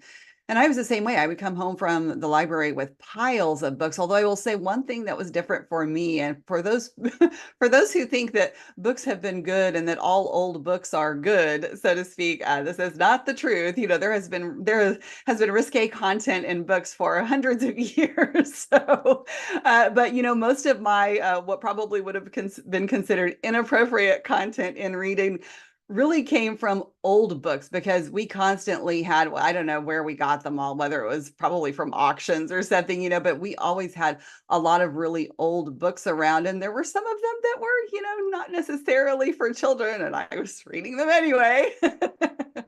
For sure, for sure. Camellia Peterson joining us live right now. Click like and subscribe to the channel. She joins us every Tuesday and Thursday here at 8 a.m. Central Time. Be glad to have you come back and join us on the regs. Camellia, is there anything else that you'd like to share with our listeners before we let you go today?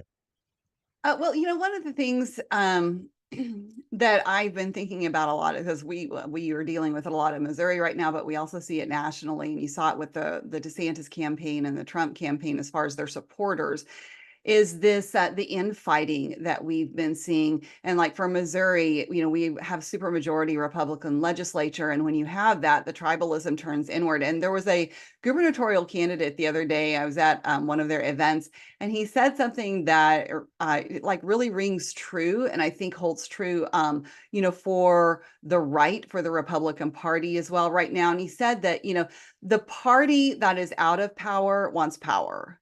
The party that is in power wants purity. And I think I mentioned this the other day, the Republicans are not the party in power right now, but we're still behaving like we are, in that we're still purity testing and we're not coming together on common ground. So I think that is something that we are going to have to deal with. And this is what you've been talking about too, right? Everybody coming together to focus on, what the other side that needs to be, defeated. Just look at that smug smile on your face right now.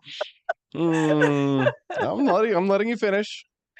Okay, anyway, but no, so that's that's something that's kind of been at the top of my mind a lot. I do think that we need to consider that, but we are white pilled here, right? But also nuance is not dead here. So just with everything, I know people in the chat are all like, and people have been telling me in real life too, oh, Austin's gone Trumpy, and oh, like Trump this, Trump that, whatever. And I'm like, people just hang around for 30 more minutes and you're going to be let down, because if you think he's in, Trump's back pocket and he's all of a sudden a Trumper now, like, get ready to be disappointed.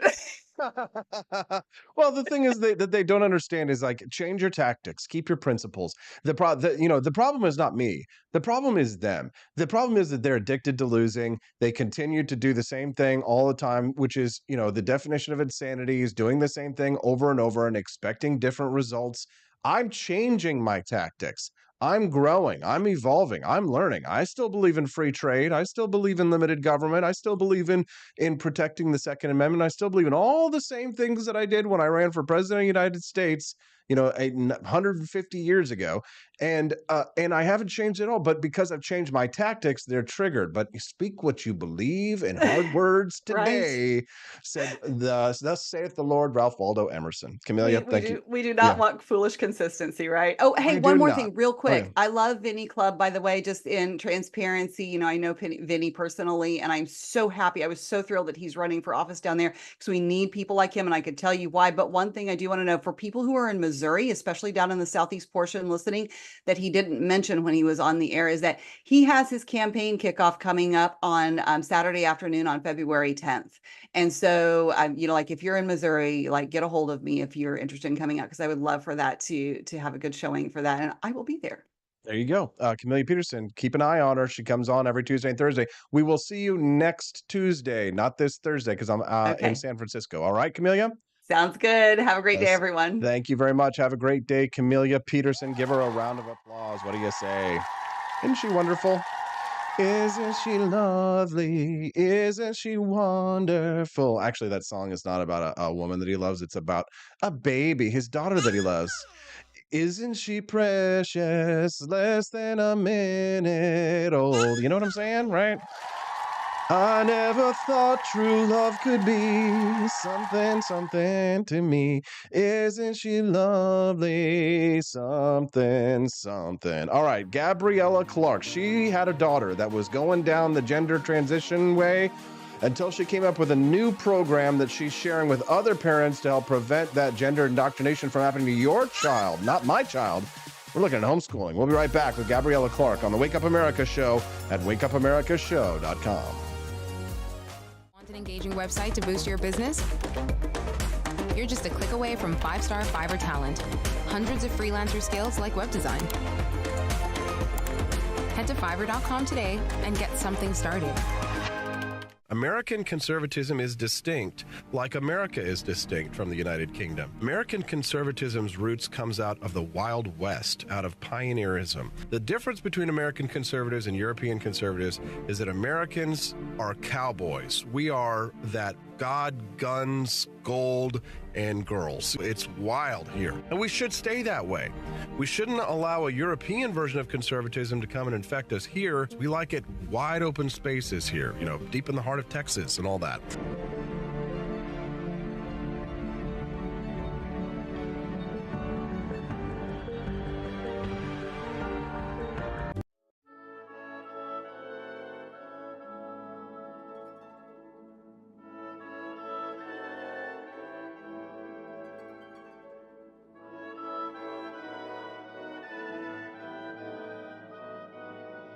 Hey there, it's your favorite Vice President Joe Biden. I wanted to talk to you today about the Wake Up America show, the best source for all your political news and commentary.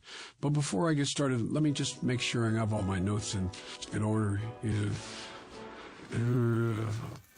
Okay, where was I? All right, the Wake Up America show. It's a great way to stay informed and make your voice heard.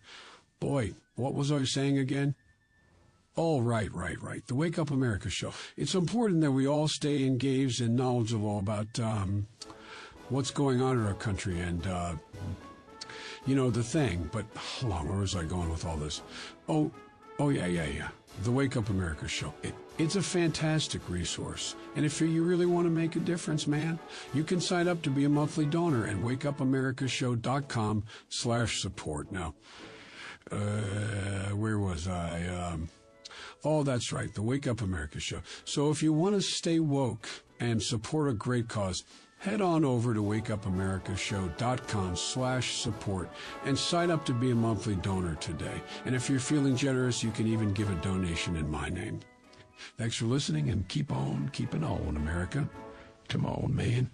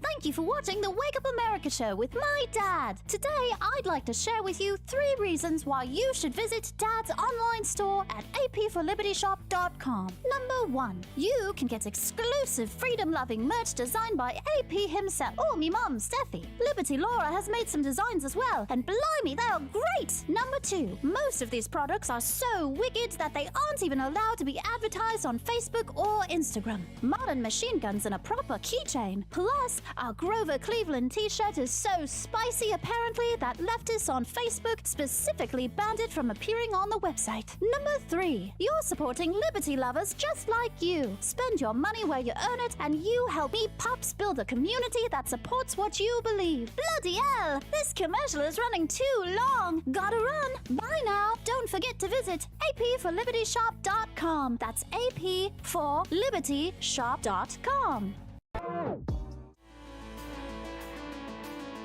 Good morning, everyone. Rise in freedom. I'm Austin Peterson. You're watching and listening to the Wake Up America show at wakeupAmericaShow.com. We're glad to have you here. Hope everybody's feeling good. Don't forget, no show tomorrow through Monday. Yeah, I know, don't be disappointed, but every once in a while I get to take a little vacation, right? So if you like and subscribe to the channel, you will get an alert the next time we go live, which will be next Tuesday. I'm taking the wifey to go see the family out there in California. Should have a good time. The California, they're saying over on the chat. Yes, California. Hey, if the in-laws invite you, then you go. We'd be glad to have your opinion on the show as well. Make your voice heard. Send us a text at 573-319-1586. That's 573-31586. All right, well, speaking of commies in California, they're trying to trans the kids. Well, one parent is speaking out, and she's created a program to help from the gender indoctrinators beat them back. Joining us now, Gabrielle Clark, joining us live on the show for her very first time. Good morning, Gabrielle. Nice to see you. Nice to see you as well. You can call me Gabs. All right, Gabs, glad to have you here. You shared your personal story on Twitter, which is why I feel comfortable asking it in the public about your situation dealing with gender indoctrination, how it impacted your family. Would you mind sharing that with our audience now? Yes, thank you for having me. My daughter was being socially transitioned to believing she was a boy. I was so shocked about that. I didn't know what to do. Luckily, at the time, I was fighting indoctrination already. I filed the first federal lawsuit against woke indoctrination in the K through 12 education on behalf of my son. He was being discriminated against at his school based on CRT. And I was in that fight. And luckily for me, I knew what the indoctrination was doing in schools. So when it was started happening to my daughter, I wasn't completely out of the loop like a lot of parents. And I was able to pay close attention to what was happening, what was going on with her. And I was able to pull her out. I created a program to help her successfully desist. So that must have been a challenge. I mean, when you first started dealing with this, when you were approached, I'm sure that you were shocked, but you want to be empathetic with your child. I mean, what was your first reaction like, and how did you, what did you do when you first heard what was going on? When I first heard what was going on, I just thought, like every other parent, you just say, ugh, kids, right? She's the youngest of 5. So I just thought, oh gosh, this is a whole new brand of teenage nonsense, right? Because, the children were coming out of the pandemic. The children were coming out of being isolated for so long. And so I really just thought this was the way that kids were going to be now, because they were all so discombobulated from the isolation. And I tried very hard to be understanding, but my natural instincts as a mother kept saying, there's something not right about this. There's something wrong here. So you probably started doing your homework like a lot of people did. Where did you go to research, and what did you learn? What were your sources, and what did you find out? Well, we were living in Las Vegas at the time, and a lot of it was very similar to something I had seen before in addiction, poker player addiction, gambler's addiction. So I started to realize that there was an addiction element to this ideology, right? And that came in the form of, addiction to devices and social media. And I recognized that because it was very similar to gamblers' addiction. And I started, paying close attention to that and doing a lot more research on that. And there was also the cult element of all of this. And I started looking into, like I said, we were living in Las Vegas. So in Las Vegas, we get a lot of people from the, people from the Mormon community who are leaving the polygamy lifestyle. And I started paying close attention to what it is they were doing and how they were able to pull people out of that. And I also remembered about what happened with Megan Phelps Roper with the Woodsboro Baptist Church. So when I started looking into all of those different resources, I was able to create my own program for my daughter. So give us a brief overview of what this program is like. How did you come up with it on the first side of things, and what does it include? Well, there was a lot of trial and error. I made a lot of mistakes. A lot of people think all you have to do is just tell them that they're not trans, right? And that would seem like logic reasoning, right? But that's not how it works.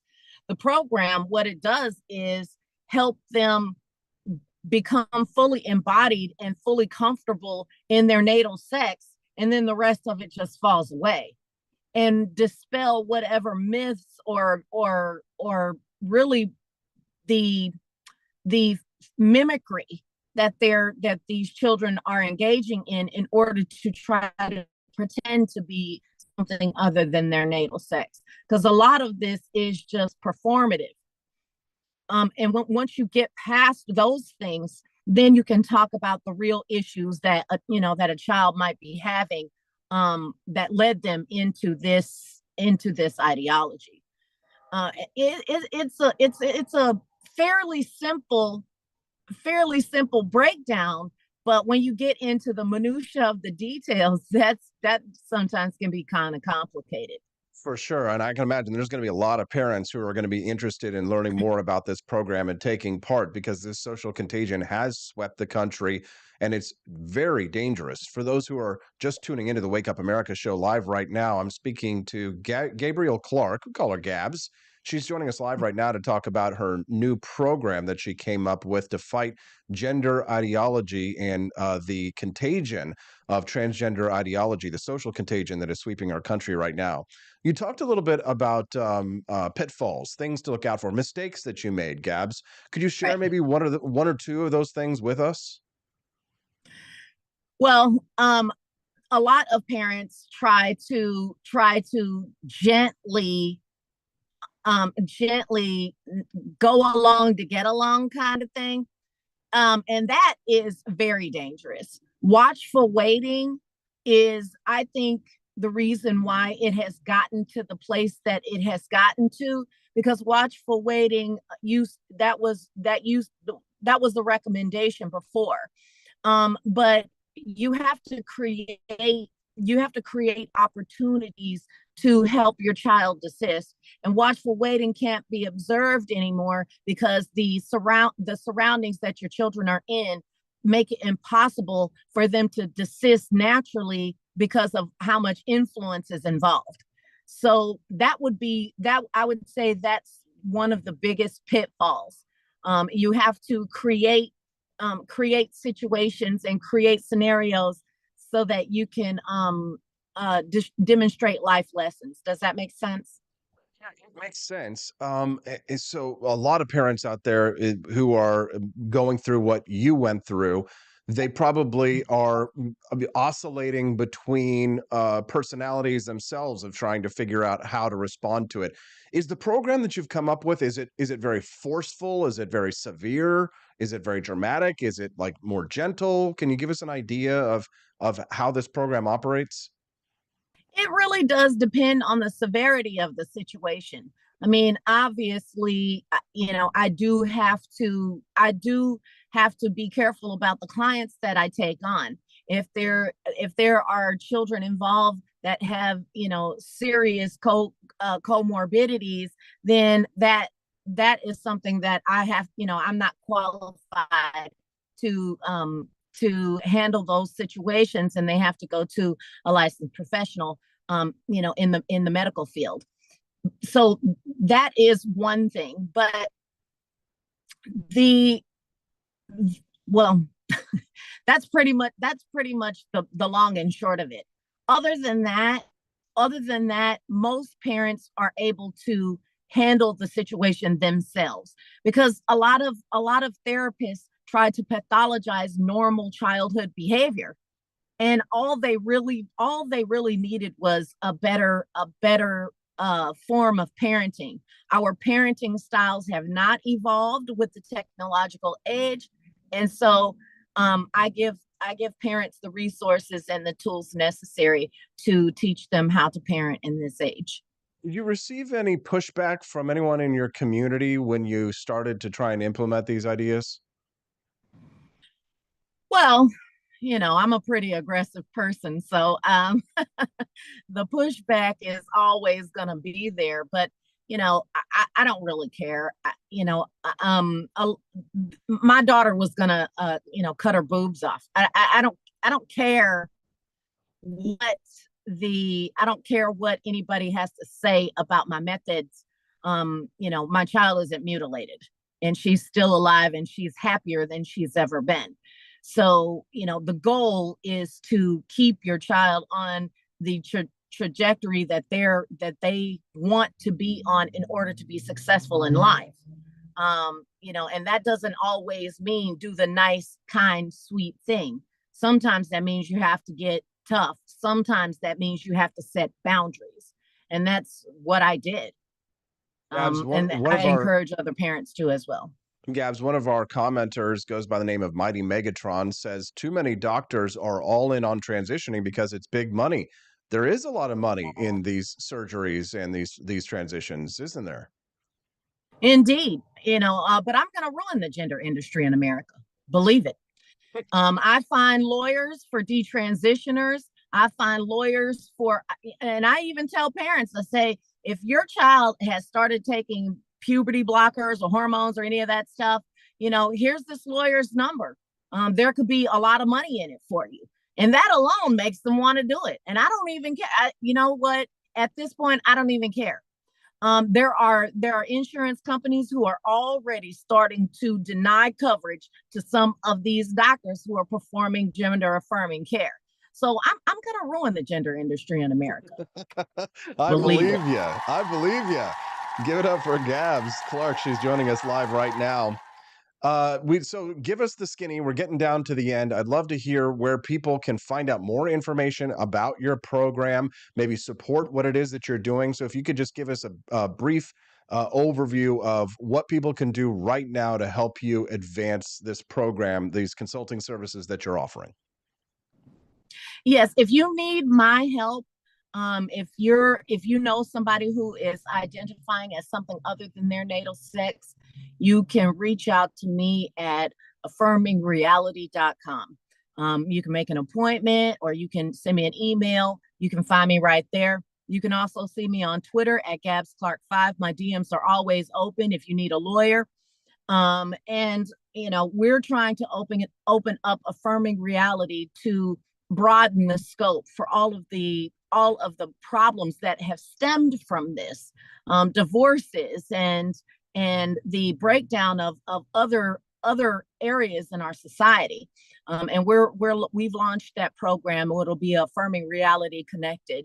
So we're raising money for that as well. And you can go to the Give, Send, Go. I think it's at Affirming Reality. I think it's Affirming Reality on Give, Send, Go. But yes, we could use all the help in the world. It's a very big fight, and there's a lot of money on the other side of this. Absolutely. Gabs, is there anything else at all that you'd like to share with our listeners before we let you go? I would say, don't wait. Don't wait.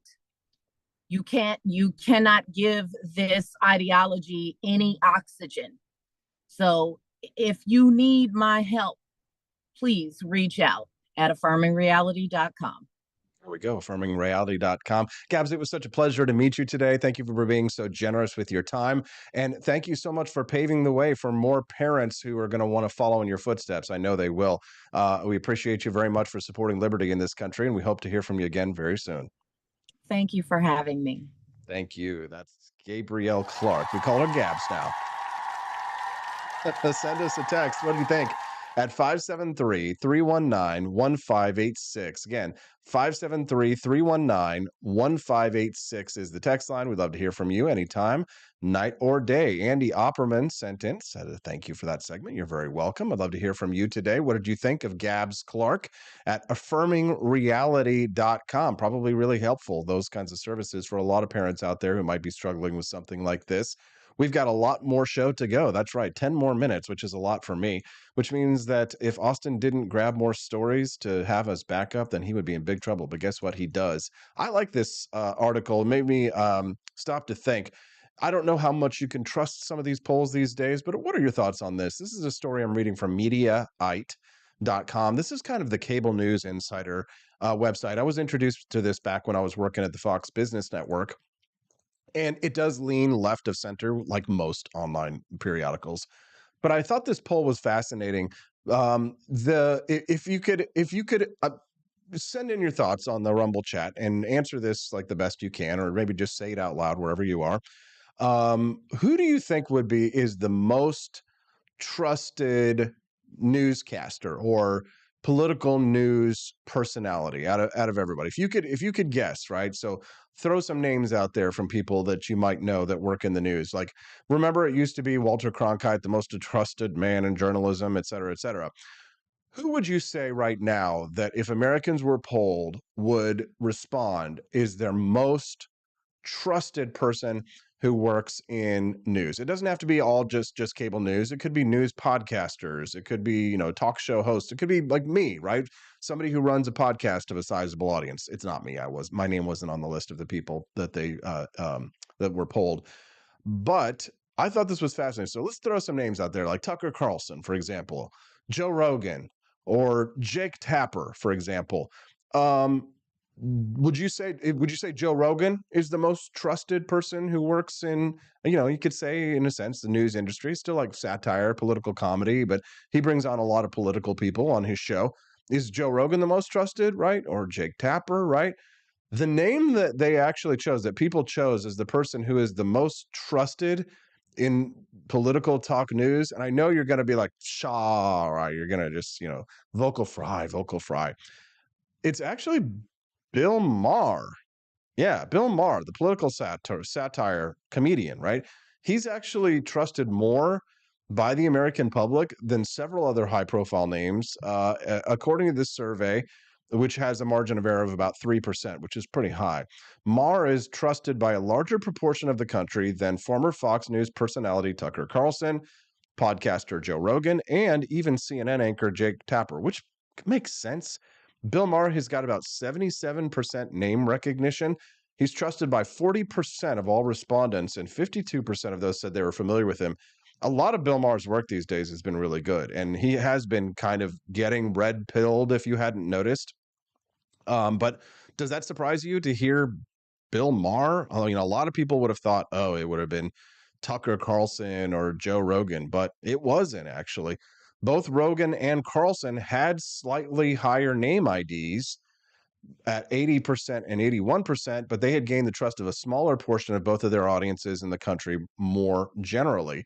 Rogan was trusted by 36% of respondents and 45% of those familiar with him, while Tucker Carlson is trusted by 35% of respondents and 43% of those who know him well. Yes. Jake Tapper, he's the least known of the bunch. Isn't it amazing how cable news, it's not the mainstream media anymore. It's really not. We have moved on from that.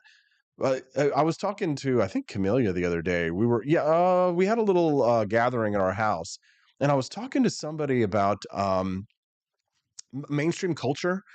We used to all go see the same movies. We used to all watch the same television shows. We used to listen to the same radio broadcasts. But because of all the proliferation of the alternative media, or we call them now the mainstream media, I like to say as they are, we all have different cultures, right? We all are, nobody's watching the same movies. Hey, did you see this movie? It was on Netflix. I don't have Netflix, right? Did you see this movie? I was on Amazon Prime or something. I didn't see it, right? Because we can all choose which news agencies we listen to. You listen to the Wake Up America show. Yes. Did you see Austin Peterson's latest Wake Up America show? Who the hell is Austin Peterson? Trying to get my name idea up there, guys. But Jake Tapper, who's on CNN, is the least well-known of all these people. So the guy on mainstream media, right? Just 53% of the public said they knew who he was. His trust rating was the lowest at 23%. But for people who were familiar with him, he was kind of sandwiched between Joe Rogan and Tucker Carlson. But now this one was really fascinating, and I know you guys are going to know who this is. The poll shows another is similar to another one that they ran that suggested that Trump guys like Tim Pool and Jack Posobiec are not nearly as influential as their large social media following might suggest. According to that survey, just 3% of Republicans trust Posobiec, and only 1% trust Tim Pool. I'd be curious. What about you guys? How do you feel about Jack Posobiec and Tim Pool? Do you guys trust them, not trust them? I would be curious to hear your thoughts. Drop them in the comments below. So, according to the survey, just 3% of Republicans trust Posobiec and only 1% trust Pool. That's Republicans. Even among the demographic that would be most intuitively sympathetic to the pair, Trump voters who get most of their news online, their trust ratings stand at just 6% and 3%. That's interesting. So what do you guys think about me? Where do you stand on AP for Liberty? How much do you trust what I have to say? 100%.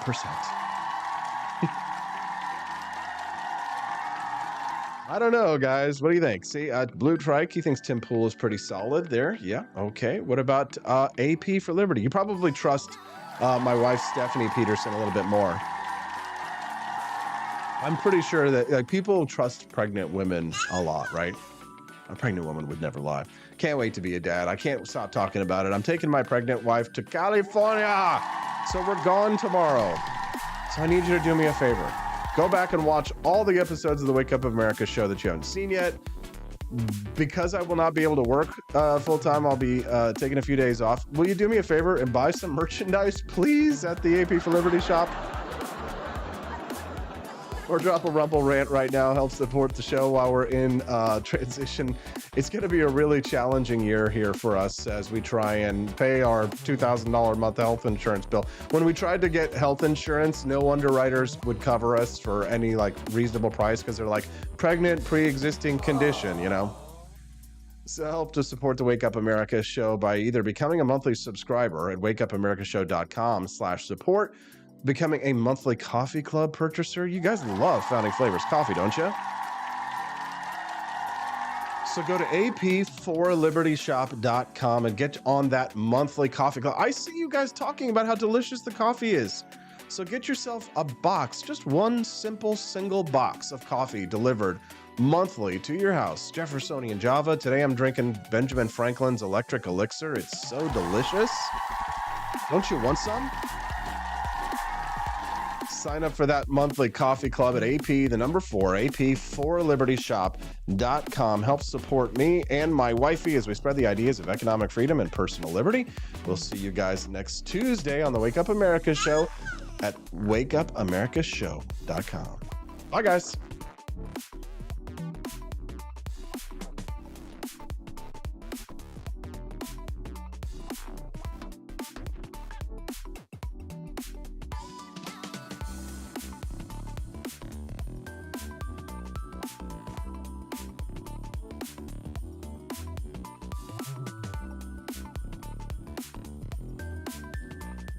Expanse of time, a year might seem like a mere moment, but oh, what a year it's been. In September 2022, Austin and Stephanie Peterson embarked on a journey to wake up America. They began humbly, with just 20 souls tuning in, learning, listening, and though challenges arose, like the looming shadow of YouTube demonetization, their spirit never waned. And now, thanks to you, thousands rise with the sun to join them, to listen, to engage, to be a part of a community.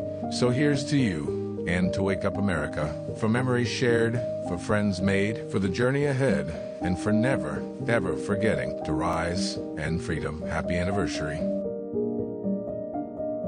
I'm Donald Trump, and I approve this message. Believe me, Austin Peterson is the best. He's got the greatest Wake Up America show I've ever seen. Whenever I tune in the mornings and watch the live stream, let me tell you, he has got the absolute best content. I love his guests. It's just a total blast to watch, and I highly endorse and recommend the Wake Up America show. It's terrific, believe me. Is the outdoor of your home about as exciting as a library? Then spice it up and unbore your space with our custom metal signs. Crafted with love and a bit of libertarian magic, you can customize your own metal sign at ap4libertyshop.com. So head to ap4libertyshop.com, customize your own metal sign today.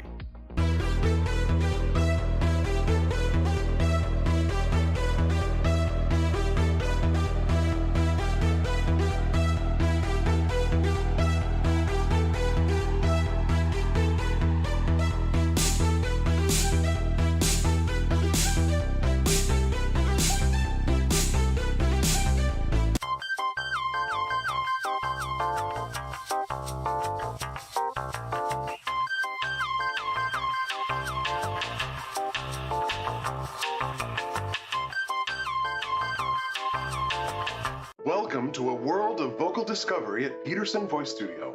I'm Justin Peterson, here to guide your musical journey. Envision a place where your voice reaches new heights, where every note tells a story. We embrace all singers, from the enthusiastic shower vocalists to aspiring stars, ensuring each voice finds its unique rhythm and tone. Are you ready to elevate your voice? Visit petersonvoicestudio.com and sign up for remote lessons tailored just for you. Let's begin this melodious journey together.